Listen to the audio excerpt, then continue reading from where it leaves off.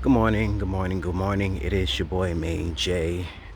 I'm gonna want y'all to walk with me a little bit today, um, as I talk to y'all. So, I try to stray away from the Maine J podcast side of me and my opinions and my viewpoints, um, since I'm trying to focus on my book and other things. But since my subscribers and followers have been asking me to see something about this Kim Burrell stuff, I thought I'd give y'all at least about 5 minutes of what I got to say about it, and then it is what it is. Um, to me, it's Kim Burrell today, it's somebody else tomorrow. That's just how it is right now. Um, and it's not like y'all haven't been mad at Kim Burrell before and want to cancel her and hold her to a higher standard and all these other things that um, y'all be saying and be wanting from her. So for me, if you don't like her, don't listen to her. If you don't like her, don't play her, don't go to her shows. But this is what she does and who she is. And obviously, the people that keep on. Are y'all mad at Kim Burrell, or are y'all mad at the people that keep on hiring her to go to their churches and to their venues and to their services to sing? Because every time she opens up her mouth, y'all find a problem or something offensive, and y'all talk about, well, she should know better. People keep on inviting her to their places. So obviously it's something about her that they like, that they want, whether it's her vocals, whether it's her delivery. But for me, in all honesty, I really don't think that she said anything too wild to be offensive about.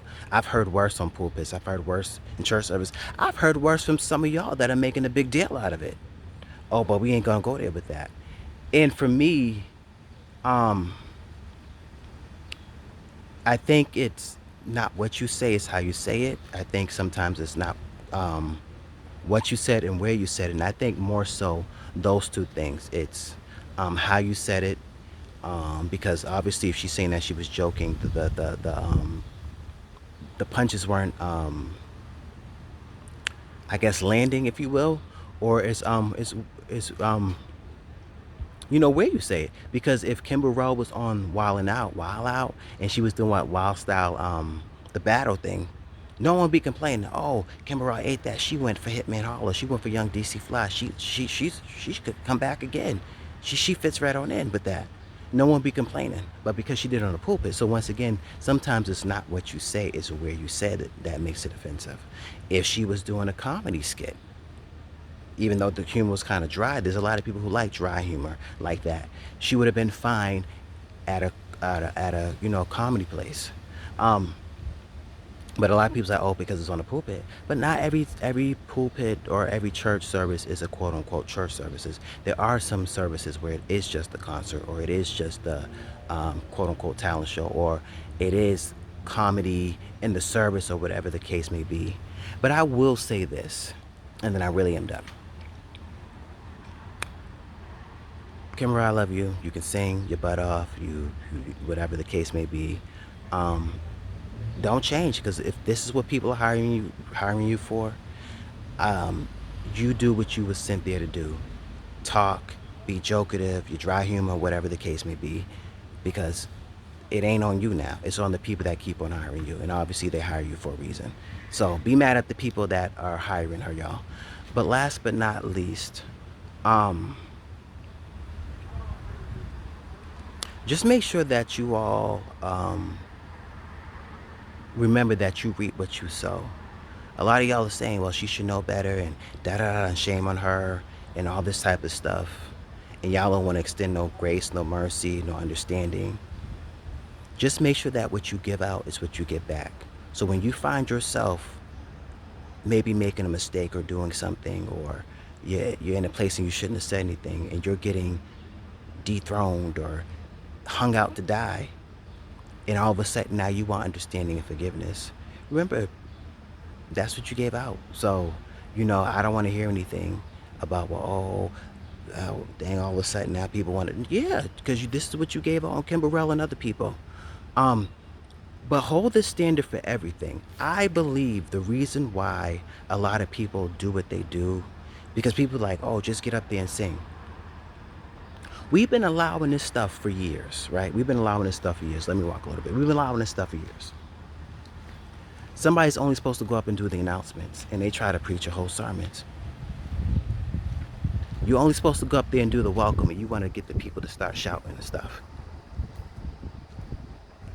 We allowed these preachers and these pastors and all this other stuff. They're only supposed to go up for 2 minutes and give words of encouragement, and everybody done gave a sermon. So if we're gonna come for Kim Burrell, in regards, she should have just went up there and sang and not give all that stuff. Make sure this is good. And all this other stuff. Then we need to have this standard across the board. Come on, y'all know we go to these funerals and they say 2 minutes and they be up there for 7, 8, 9, 10 minutes. We know even in our own home churches, people only supposed to read the welcome, do the welcome, read the guests, you know, so-and-so, and they try to preach and do all this other stuff. They get up there, they're supposed to sing, and they want to try to preach and do all this extra stuff. Now, I'm not talking about when the spirit is moving and you go up there and you don't want to quench the spirit, so you don't just go up there and say, okay, here's the announcements. You might have to say, hallelujah, come on, and you try to bring them down. I'm not talking about those moments when it's really high and you just got to flow with it. But I'm talking about all those times it's like, listen, just read the announcements. What are you doing? Nobody's getting with you. You're doing too much. Sit down. It's been more than 2 minutes. Sit down. So I think just across the board, if we're going to come for Kim Burrell, for not just getting up there and singing and doing too much, let's start across the board for everything. All right, you're no longer doing the announcements. Every time you get up to do the announcements, you try to preach.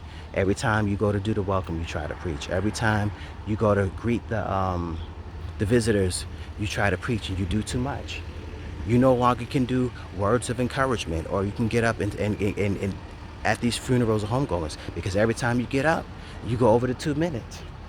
It can't just be Kim Burrell that we hold this standard to of get up there and do what you're supposed to do, when across church and kingdom as a whole, it'd be a whole bunch of mess. So Kim Burrell, I got your back, sister. Because until they start holding everybody else accountable when they get the microphones up in our services, you do what you got to do, sister. So that's all I got to say about Kim Burrell.